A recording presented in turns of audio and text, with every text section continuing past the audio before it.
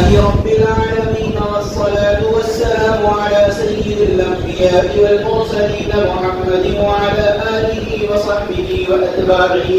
من الأئمة المحدثين وغيرهم أجمعين. أما بعد، فإن أصدق الحديث كتاب الله، وأحسن الهدي هدي محمد صلى الله عليه وسلم،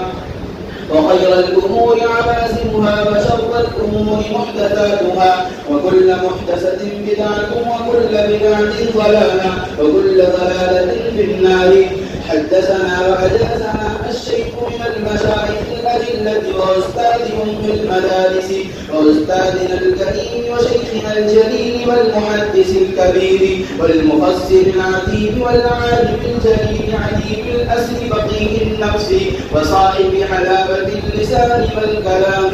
حياته المباركة مظهر لخشية الله عز وجل وحب الحبيب النبي صلى الله عليه وسلم. بقية السلف حجة الخلف العارف بالله تعالى، قارئ النقر محمد واسف بالنقد محمد قرشي على القاسمي العثماني، المحدث السابق بالجامعة الإسلامية دار العلوم وقدر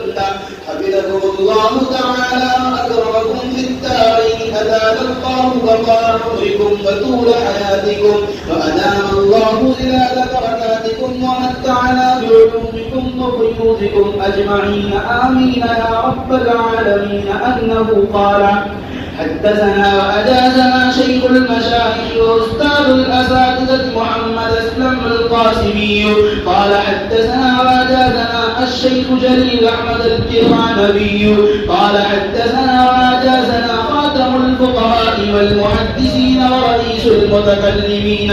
العلامة النرشة الكشميري قال: حدثنا وأجازنا شيخ الهند محمود الحسن الدوبندي قال: حدثنا وأجازنا قاسم العلوم والخيرات محمد قاسم النامردبي قال: حدثنا وأجازنا الشيخ شاه عبد الغني المجددي قال: حدثنا وأجازنا الشيخ محمد إسحاق الدهلوي قال: حدثنا وأجازنا الشيخ شاه عبد العزيز الدهلوي قال: حدثنا وأجازنا الشيخ شاه ولي الله بن عبد الرحيم الدهلوي قال: حدثنا وأجازنا الشيخ أبو طاهر الكردي قال: حدثنا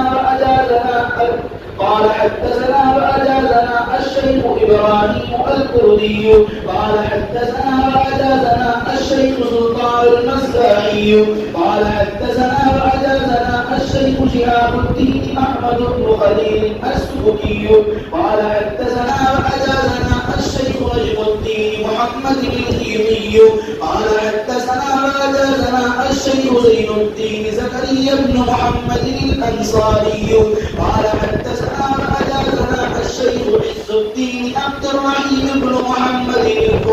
القاهري قال: حدثنا وأجازنا الشيخ مولانا المراقي قال: حدثنا وأجازنا الشيخ بدر الدين ابن البخاري قال: حدثنا وأجازنا عمر بن التبرزة البغدادي قال: حدثنا وأجازنا الشيخ أبو الفتح عبد الملك بن عبد الله بن أبي سهل الكروخي وهو صاحب نسخة الترمذي قال: حدثنا وأجازنا الشيخ القاضي أبو عامر محمود بن القاسم بن محمد الأزدي قال الكرخي قال: حدثنا وأجازنا الشيخ أبو نصر عبد العزيز الترياقي قال: حدثنا وأجازنا الشيخ أبو بكر أحمد بن عبد الصمد بن أبي الفضل بن أبي حامد المولدي قال: حدثنا وأجازنا الشيخ أبو محمد عبد الجبار بن محمد بن عبد الله بن أبي الجراحي المروزي قال: حدثنا وأجازنا أبو العباس محمد بن محبوب المحبوبي المروزي قال: حدثنا وأجازنا الشيخ الإمام الحافظ الحجة وكيل المؤمنين في الحديث أبو عيسى محمد بن عيسى بسورة بن موسى الترمذي رحمه الله تعالى. اللهم انفعنا وارفعنا بعلومه وعلومكم أجمعين. آمين.